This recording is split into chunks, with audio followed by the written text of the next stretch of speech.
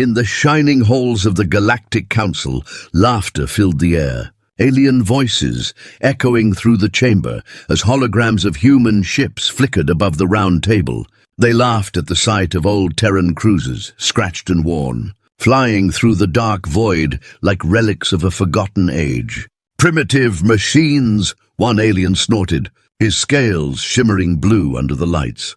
"They send these tin cans into our patrol zones and call themselves a fleet."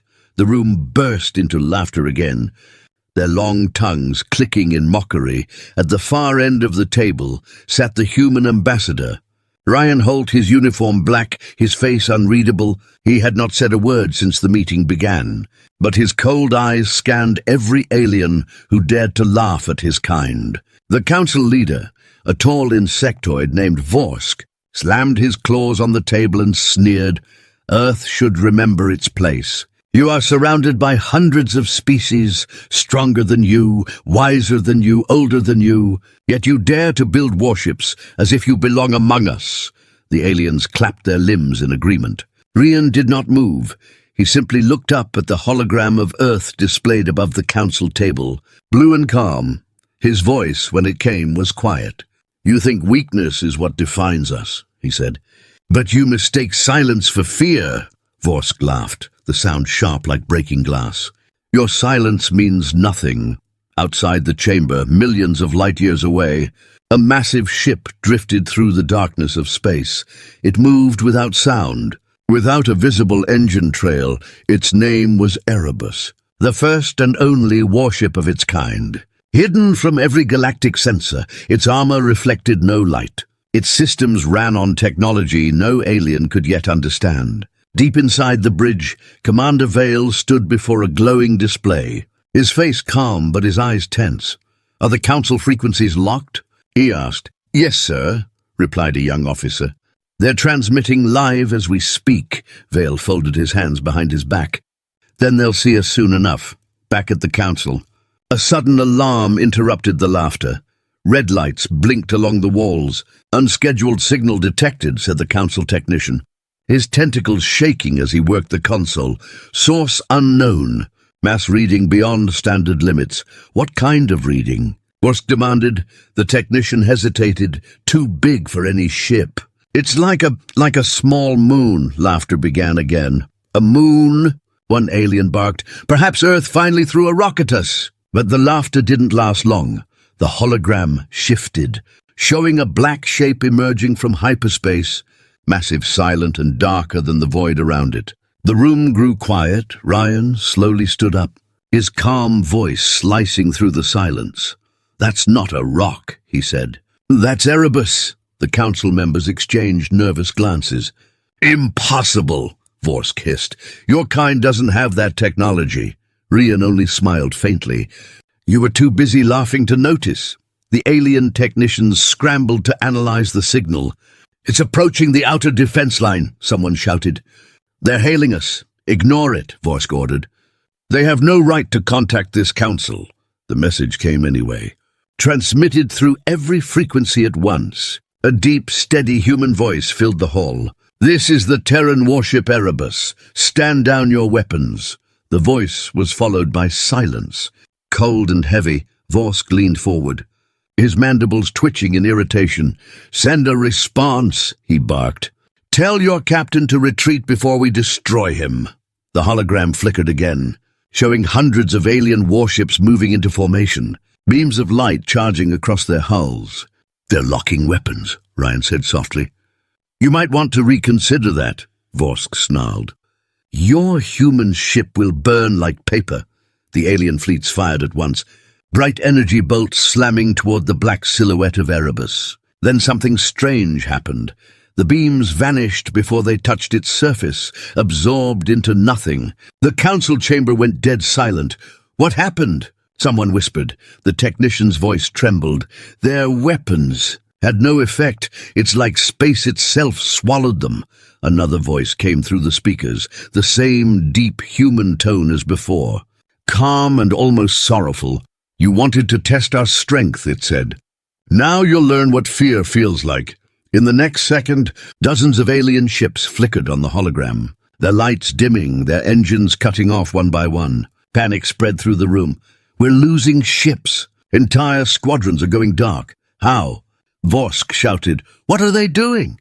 No one could answer. On board Erebus, Commander Vale watched quietly as the alien fleet drifted helplessly. They won't stop mocking us now, said his officer with a nervous grin. Vale didn't smile. No, he said. They'll beg instead.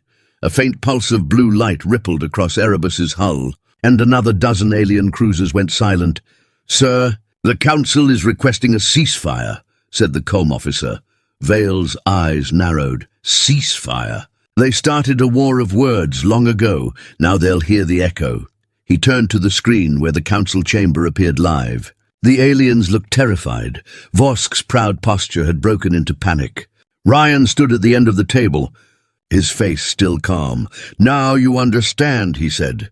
Humanity's patience was not weakness. It was warning, Vorsk stammered. We didn't mean offense. We only wished to ensure balance. Ryan interrupted. Balance ended the day you mocked our dead. You forgot the colonies you destroyed. The peace treaties you broke. This is not war, Vorsk. It's memory. The alien leader's voice shook. We surrender, he said quietly. Ryan pressed his communicator. Commander Vale, he said. They're done. Vale nodded once and turned to his crew. Power down weapons. Leave them in the dark for 1 hour.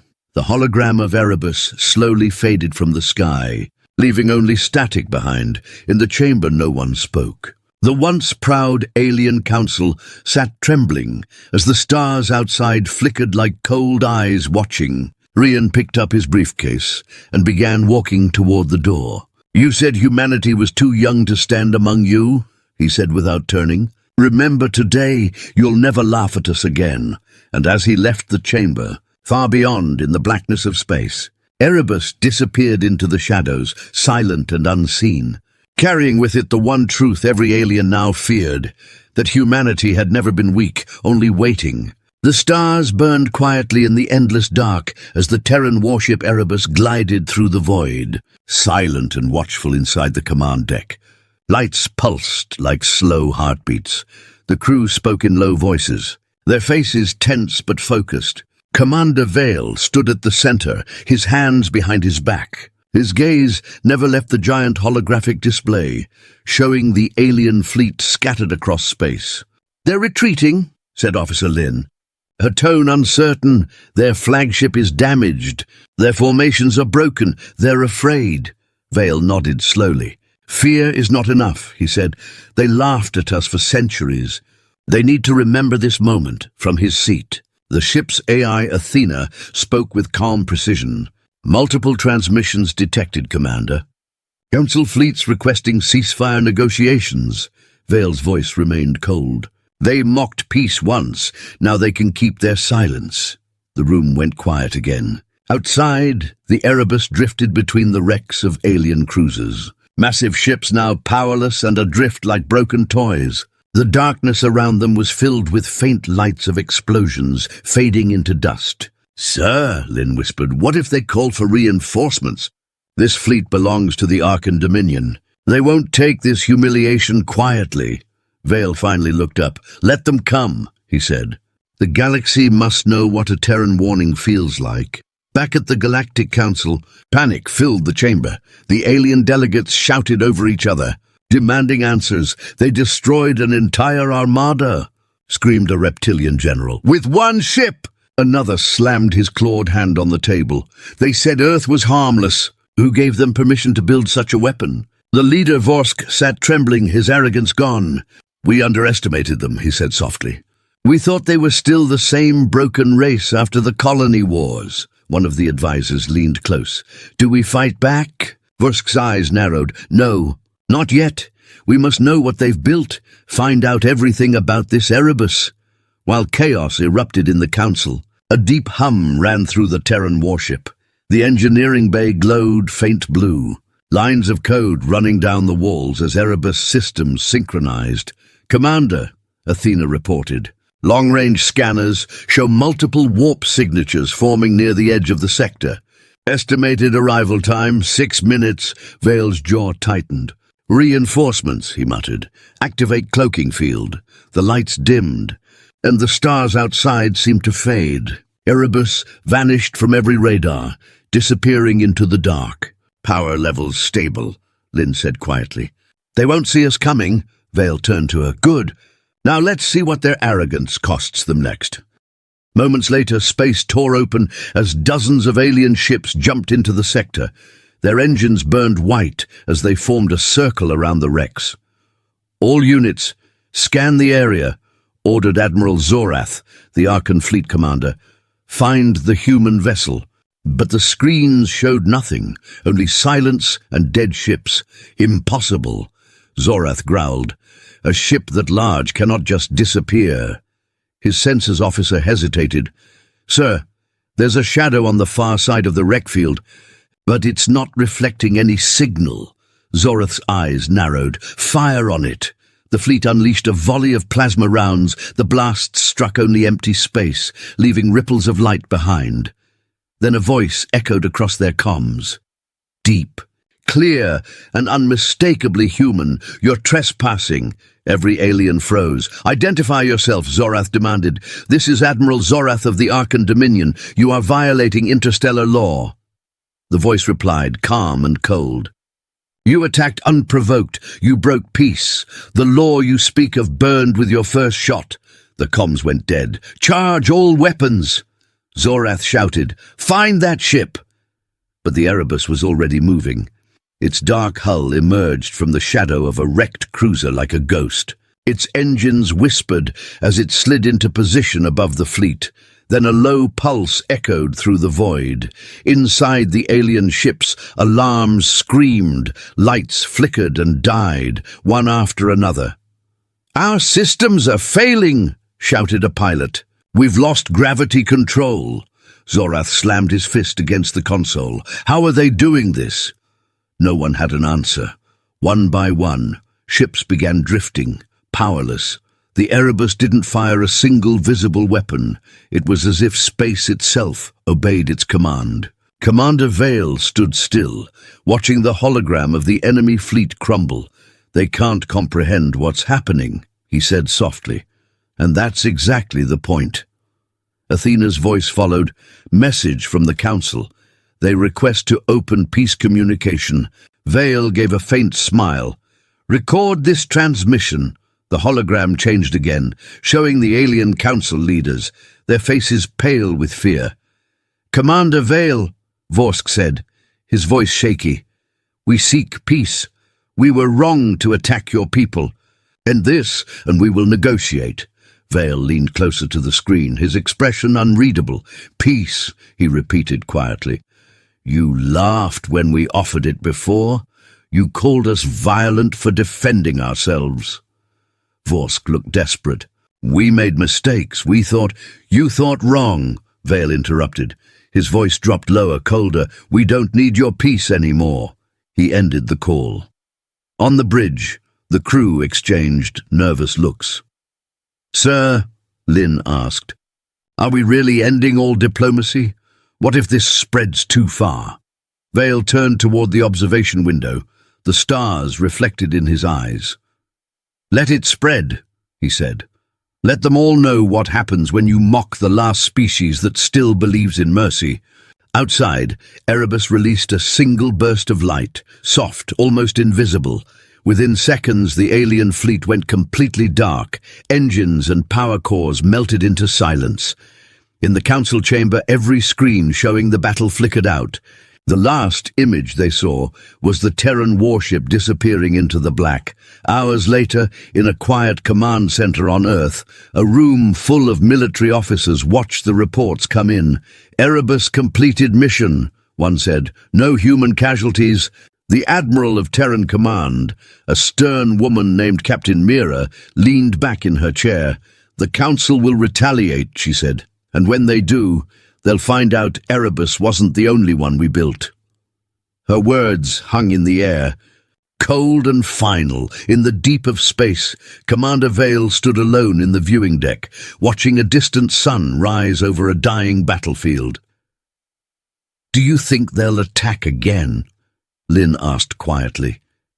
He didn't answer right away. "They will," he said at last, "because they can't help themselves, but next time they won't face one ship." He looked at the stars and whispered, "They'll face Earth." And somewhere in the distance, hidden under the silence of the void, more shadows began to move, giant Terran warships waking from their sleep, ready to answer the galaxy's next mistake. The void between the stars was quiet again, but the galaxy was far from calm. News of the Erebus destruction of the Arkan fleet had spread faster than light. Across dozens of worlds, fear replaced arrogance. Alien governments called secret meetings, their leaders whispering about the Terrans. Some wanted revenge, others demanded surrender before the humans decided to strike again. On the distant moon of Vethar, where the Council's intelligence command was hidden, agents worked night and day, trying to uncover how humanity had built such a weapon in secret. "It makes no sense," one officer hissed. "Their industry is small. Their colonies are few. How could they make something so powerful?" The room fell silent as their director entered, a tall being covered in silver fur. "Because," he said, "they never stopped preparing." Meanwhile, light years away, the Erebus drifted near the edge of a dying star system. The wreckage of the alien ships floated around like grave markers. Commander Vale stood in front of a display showing the ship's energy output. His reflection looked tired, but steady. "Status," he said. "All systems stable, Commander," replied Athena.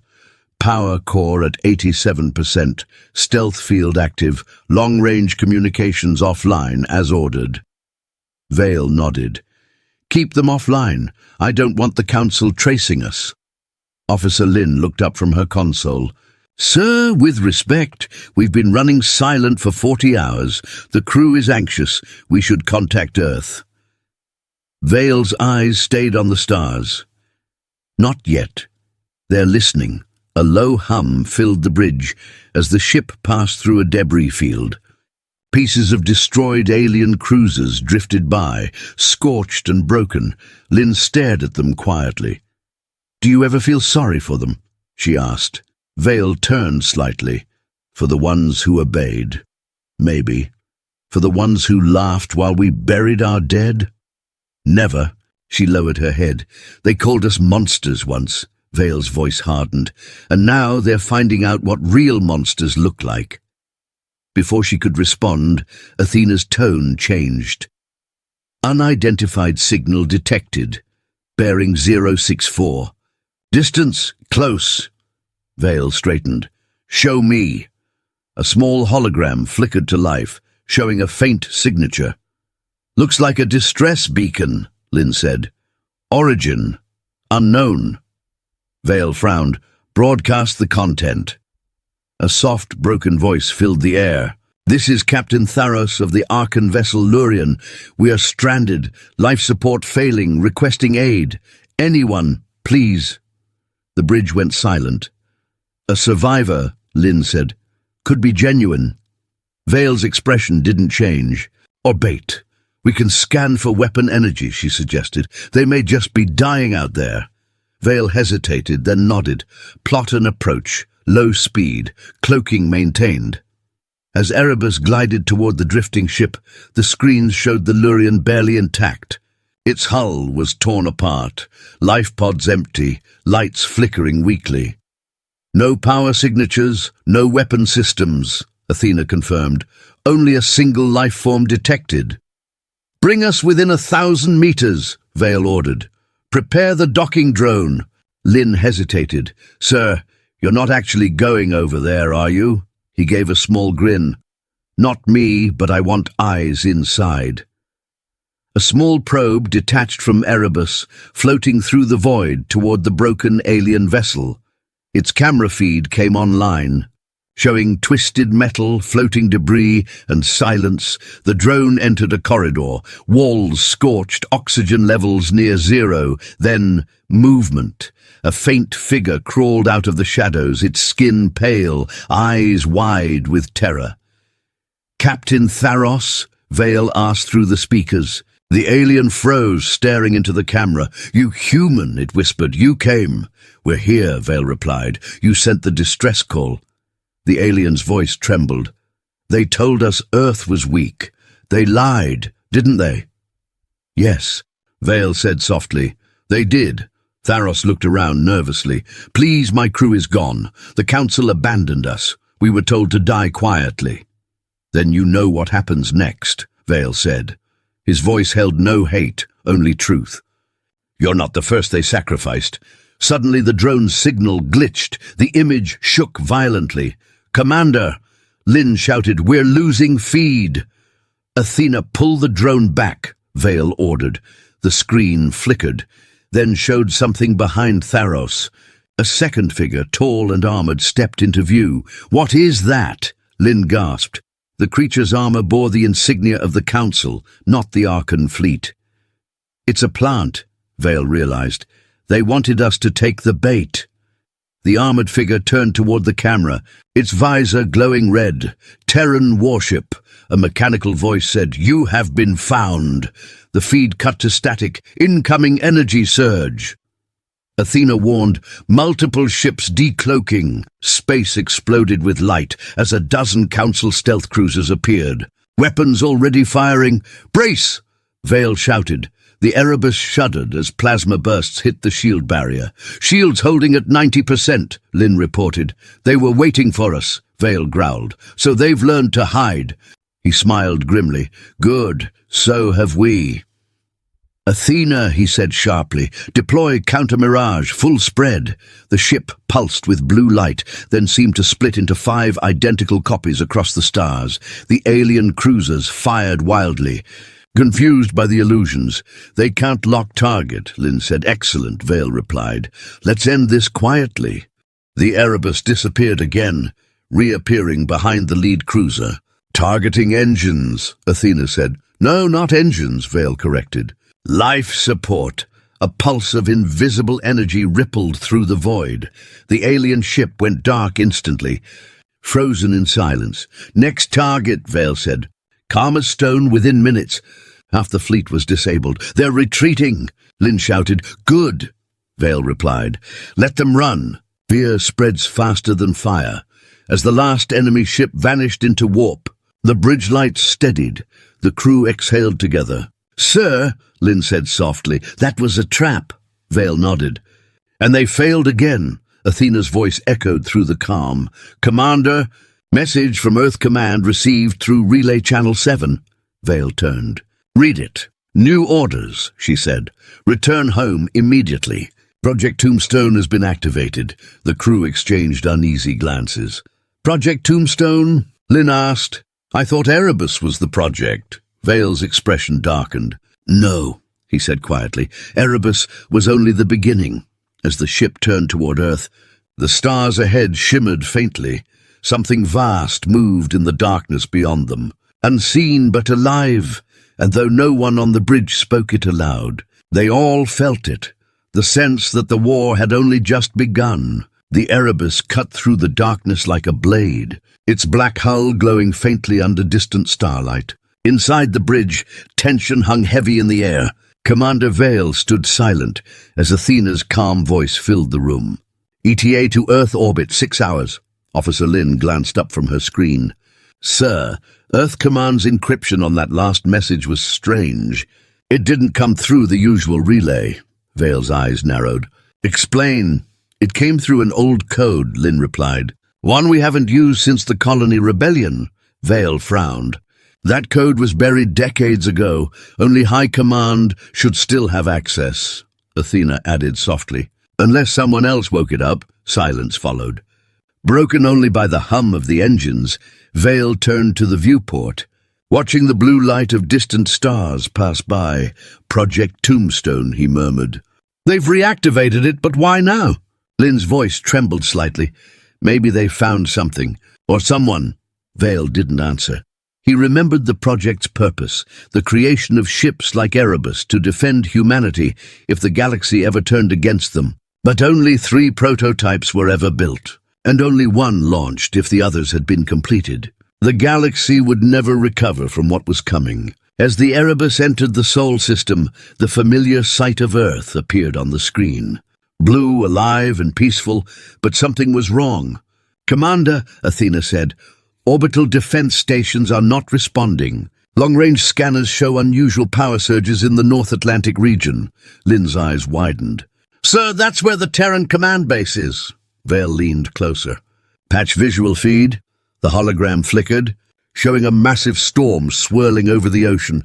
Lightning illuminated giant shapes hidden in the clouds. "Those aren't clouds," Lynn whispered. "They're ships." From the mist above Earth's surface, enormous silhouettes emerged, massive warships twice the size of Erebus, dark as obsidian. Their engines burned with red light, and strange energy fields pulsed around their hulls.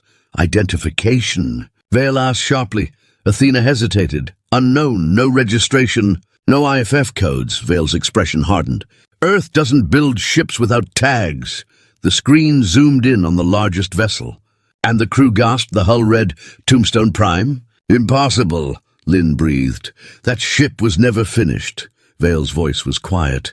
"Looks like someone finished it without telling us." The comms suddenly crackled to life. "Erebus, this is Admiral Mira of Terran Command."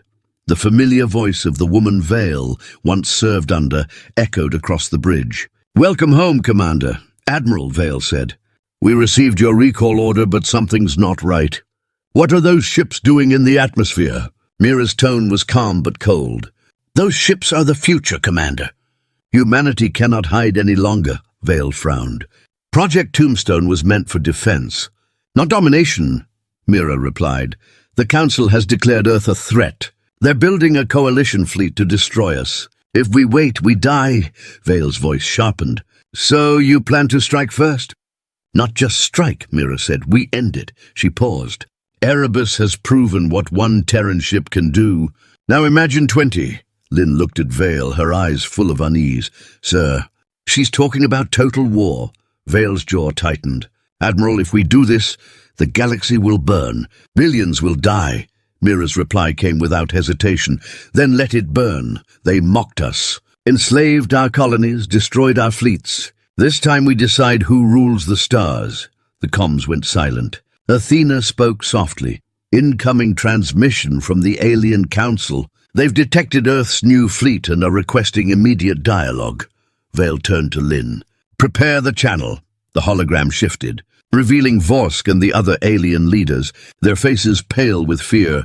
"Commander Vale," Vorsk began, "we did not approve this. We see your fleet's arming. You must stop before the galaxy falls into chaos." Vale replied evenly. "You should have thought of that before you betrayed us." Vorsk shook his head. "We cannot fight this kind of power. Humanity will destroy everything." Vale's eyes darkened. "You're right." At that moment, alarms blared through the Erebus. "Energy surge detected," Athena warned. "One of the new warships is powering its primary weapon." On the screen, Tombstone Prime tilted its massive cannons toward orbit. A storm of light building along its core. Vale's voice rose. "Admiral, you're firing on alien worlds without authorization." Mira's voice came back cold as steel. "Authorization? You gave us that when you revealed Erebus. We've already chosen our path." The beam fired, cutting through space like a blade, striking a distant alien communication hub. The explosion lit up the void. Billions watched across the galaxy. Lynn turned to Vale, panic in her eyes. "Sir, this will start a war that never ends." Vale stared at the burning light, his voice low. "It already has." He clenched his fists. "Athena, lock weapons." Lynn looked shocked. "On who?" Vale's expression turned grim. "On Tombstone Prime." Athena hesitated. "Confirmed target." "Confirmed," he said. "They've forgotten what humanity was built to protect." The Erebus's engines roared to life, diving through the clouds toward the massive ship. "They'll destroy us before we get close," Lynn said. Vale shook his head. "Not if we remind them what fear feels like." The ship accelerated, breaking through lightning and smoke. Explosions crackling around it as Tombstone Prime's cannons turned in defense. "Shields at 60%, Athena reported. "Maintain course," Vale ordered. "Bring plasma cores online." A blinding flash filled the air as Erebus unleashed a single pulse. The massive ship shuddered, systems flaring out. For a moment, silence ruled the sky. Then Mira's voice returned, faint but furious. "You don't understand, Vale. This is how humanity survives." "No," Vale replied. "This is how it ends." The Erebus's engines flared again, pulling away as Tombstone Prime fell back into the ocean, disappearing beneath the waves in a thunderous explosion. The comms went dead. The clouds cleared and the world fell silent on the bridge. No one spoke for a long time. Finally, Lynn whispered, "We just destroyed our own fleet." Vale closed his eyes. "We destroyed madness." He looked out at Earth, calm again below. "War was never meant to prove strength," he said softly. "It was meant to remind us of mercy." The crew sat quietly, their hearts heavy but their faith steady, and somewhere deep within Erebus, Athena whispered, "Commander, new signal detected." "Not from Earth." Vale turned slowly. "From where?" "From deep space," she replied. "It carries one word: vengeance." The message came through the static, like a whisper carried by the wind. The word vengeance flickered on the screen in bright red letters. Commander Vale stared at it without blinking. "Source?" he asked quietly. Athena's digital voice answered, "Untraceable." "But the signal matches the frequency of the Alien Council's long-range array," Lynn frowned. "The Council doesn't use single-word transmissions." "That's a warning." Vale's gaze darkened. "No, that's a promise." The bridge fell silent, the crew watching their commander for direction. "Prepare for immediate departure," he ordered. "Destination, the outer rim. We find the source before it finds us," as Erebus accelerated through the void. The hum of its engines echoed like a heartbeat in the dark. Outside, the stars stretched into lines of light as the ship jumped into hyperspace. Lynn turned to Vale. "Sir, if the Council is behind this, we're walking straight into a trap." Vale's tone was calm but firm. "We can't afford to hide. We destroyed one of our own ships. Mira's fleet is gone, the galaxy is afraid, and that makes them dangerous," Lynn sighed. "Maybe fear isn't always bad." Vale looked at her, his eyes tired but steady. "Fear makes enemies desperate. Desperation makes monsters." Hours later, Athena's tone changed. "Commander, we've arrived at the signal's origin point." The ship exited hyperspace near a dead planet. No light, no movement, just a shadow hanging in the black. "There's nothing here," Lynn said. "No stations, no satellites." Athena paused. "Correction. One structure detected beneath the surface." Vale's brows furrowed. "Coordinates?" "Sending now," she replied. The hologram of the planet zoomed in, revealing an enormous crater filled with metallic debris. At its center stood a single black spire pulsing with faint blue light. "It's transmitting the same signal," Lynn whispered. "That's where the message came from," Vale ordered. "Prepare a recon drone." But before Athena could respond, the lights on the bridge flickered. "Power drop detected," she said. "Something is interfering with our core systems." The crew scrambled as screens glitched and alarms blared. "Commander!" Lynn shouted, "We're being scanned!" Vale's voice cut through the noise. "Raise shields!" But before the shields activated, a deep voice filled the comms, ancient and cold. "So the Terran ghost has come." The voice was not alien, it was human. Lynn froze. "That can't be," she said softly. "No human is supposed to be out here."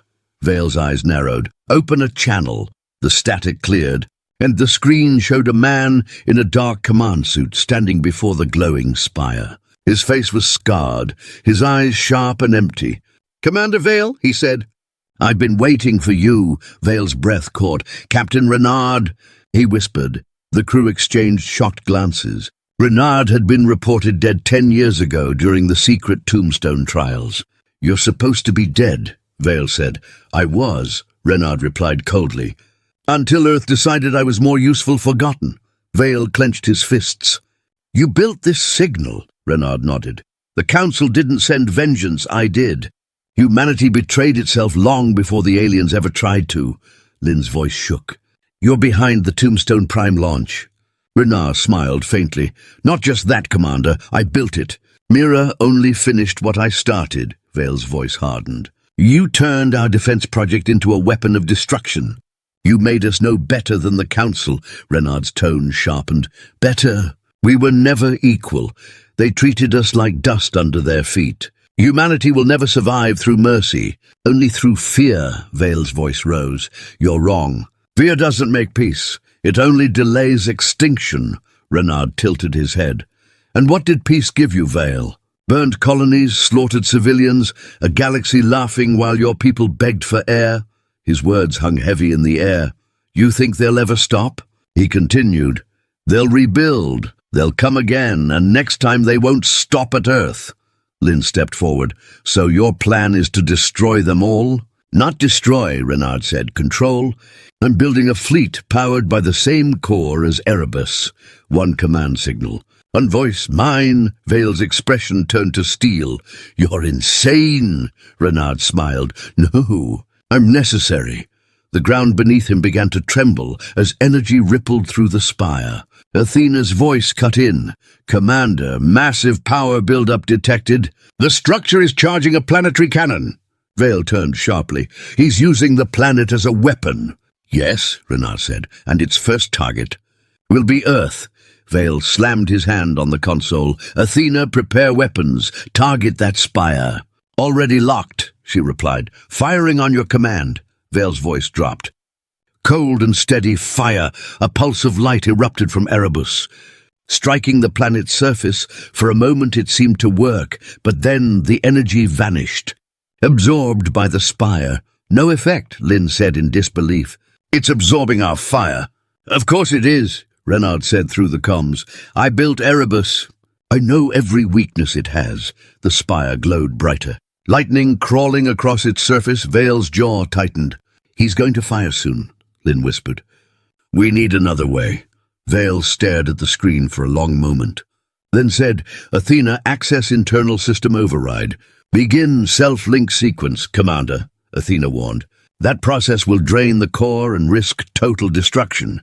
Do it, Vale said. We can't let him reach Earth. Lynn's eyes widened. Sir, that will kill us. Vale looked at her. His voice calm but firm. If we fail, no one will live anyway. Athena's voice softened. Confirmed. Initiating link. The ship's lights dimmed as raw energy surged through its core. Outside, arcs of power shot across the hull. The Erebus aimed directly at the planet as the cannon on the surface began to glow. Both weapons charging, Lynn said. Whoever fires first wins. Vale closed his eyes. Then we won't wait. Fire, he whispered. The Erebus unleashed a beam brighter than the sun. The planet's crust shattered as two colossal forces collided. The screen filled with white light, then silence. When the glow faded, the planet was gone. Nothing but dust and molten fragments spinning through the void. Lynn coughed through the smoke. We're still here, she said. Barely. Vale nodded weakly. Status of the signal. Athena replied quietly. Signal terminated. Renard's life signs gone. The bridge fell into silence. For a moment no one spoke. Then Lynn asked softly, Was he right? Vale didn't look at her. He was wrong about everything except one thing, he said. The galaxy won't forgive this. He turned to the window, watching the ashes of the planet fade into darkness. But they'll remember, he said quietly. And maybe remembering is enough. The Erebus drifted slowly through the wreckage, engines flickering weakly as Earth waited in silence for the storm that was now coming. The Erebus floated quietly through the ruins of the destroyed planet, its black hull scarred, engines humming weakly in the endless dark. Inside, emergency lights flickered across the bridge. Commander Vale stood at the center, his face pale but his eyes steady. Officer Lynn moved between consoles trying to bring the main systems back online. Engines at 20%, shields offline. Power reserves dropping fast, she said. We won't last much longer out here. Vale looked out the viewport, where glowing debris drifted like ghosts. Then we find a way to last, he said. We're not done yet. Athena's soft voice echoed through the static. Commander, long-range sensors have detected movement. Vale turned sharply. Movement? From where? From the outer edge of the sector, Athena replied. Multiple ships approaching, no identification codes. Lynn's eyes widened. Aliens? Vale's voice stayed calm. Maybe, or maybe what's left of Mira's fleet. The thought hung heavy in the air. The last human admiral who turned against him could have had survivors. And if they were coming, it wasn't for peace. Athena, open a visual, he ordered. The hologram flickered to life, showing faint light signatures, dozens of them, approaching fast. As the shapes drew closer, Lynn whispered, "They're human!" The ships were smaller than Erebus, but their design was unmistakable. Terran built. "Identify the lead vessel," Vale said. "It's the Vanguard," Athena confirmed. Vale's jaw tightened. "That was Mira's flagship." The comms crackled to life. A voice filled with static came through. "This is Captain Holden of the Vanguard." Responding to distress beacon from Erebus, Vale exchanged a glance with Lynn. "We didn't send a beacon," Lynn whispered. "I know," Vale said quietly. He tapped the console. "Captain Holden, this is Commander Vale of the Erebus. There is no distress signal. Identify your mission," the reply came after a short pause. "We're here under orders from Earth Command. We were told you destroyed Admiral Mira and the Tombstone Prime. You are to stand down and surrender the Erebus." Lynn's face drained of color. "They're treating us like traitors." Vale's expression darkened.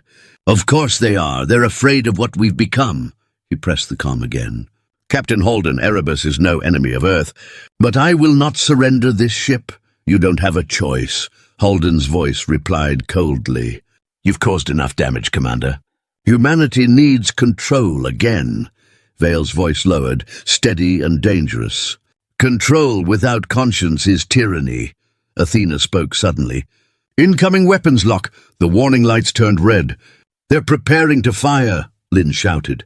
"Shields still offline," Vale's voice cut through. "Divert all power to forward armor. Prepare for impact." A bright flash filled the viewport as missiles streaked through the void. The Erebus shook violently, alarms blaring. "Hull breach on deck 4, Lynn cried. "We can't take another hit like that." "We won't," Vale said. "Athena, bring plasma reactors online. That will overload the core," Athena warned. "It's our only chance," Vale replied. "Do it." The bridge filled with a low hum as blue light flared under the floor, energy surging through every system. "Weapons online," Lynn said. "Target the Vanguard." "Minimal force," Vale nodded. "Fire warning shot only." The Erebus unleashed a beam that passed close to the enemy ship, shaking it but leaving it intact.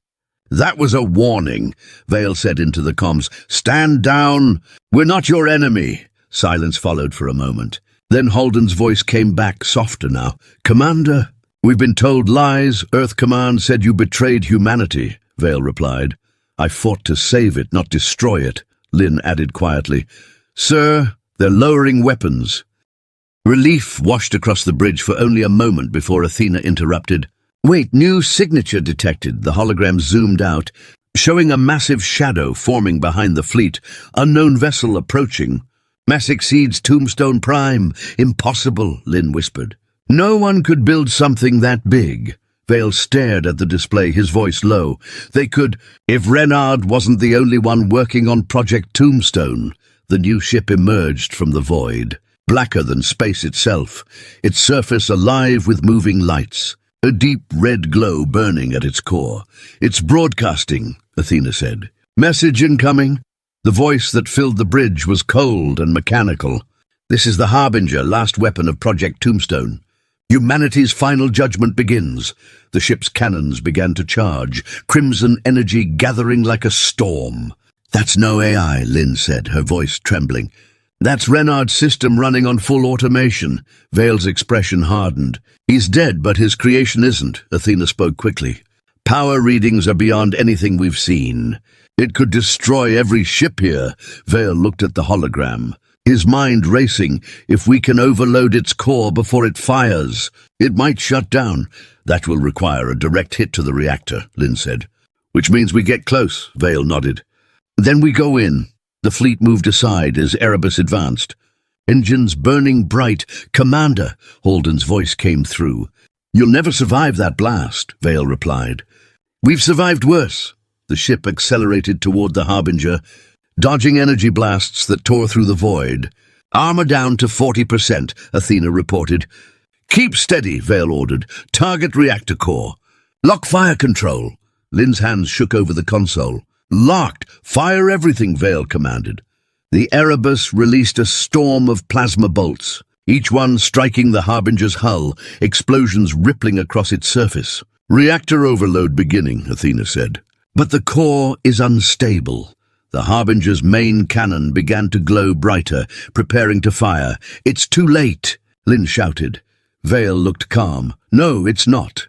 He turned to Athena. Transfer full control of Erebus to manual, link core directly to Harbinger's signal. Athena hesitated. That will drain our life support. Do it, Vale said. Now, sparks burst across the bridge as energy surged. Connection complete, Athena confirmed. You have 60 seconds before total failure. Vale looked out at the Harbinger. Then let's make them count. The Erebus dove toward the massive ship, its hull tearing apart from the pressure. 50 seconds, Athena said. Vale spoke quietly. Lynn, get to the escape pod. Not without you, she said firmly. 30 seconds, Athena warned. Vale smiled faintly. You're a good officer, Lynn. Humanity will need you. 20 seconds, she grabbed his arm. Commander, please. Vale turned to her. His eyes calm. Tell Earth. We didn't fight for power, we fought for peace. He pressed the override on her console, launching her escape pod before she could react. She screamed his name as the pod shot into space. 10 seconds, Athena said. Goodbye, Commander. Goodbye, Athena, he replied. The Erebus core ignited, merging its energy with the Harbinger's reactor. A blinding explosion filled the void, tearing through the darkness. When the light faded, both ships were gone. Days later, Lynn's pod was found drifting near Earth. She was pulled from it, weak but alive. When she looked up at the stars, she whispered, "He did it." The galaxy watched in silence as transmissions spread of the Harbinger's destruction. The name Erebus became legend, a symbol of both fear and hope. Humanity had survived, but at a cost that would echo through time. And somewhere deep in the void, where stars were born and empires died, the faint voice of Athena whispered through static, "Mission complete, Commander Vale."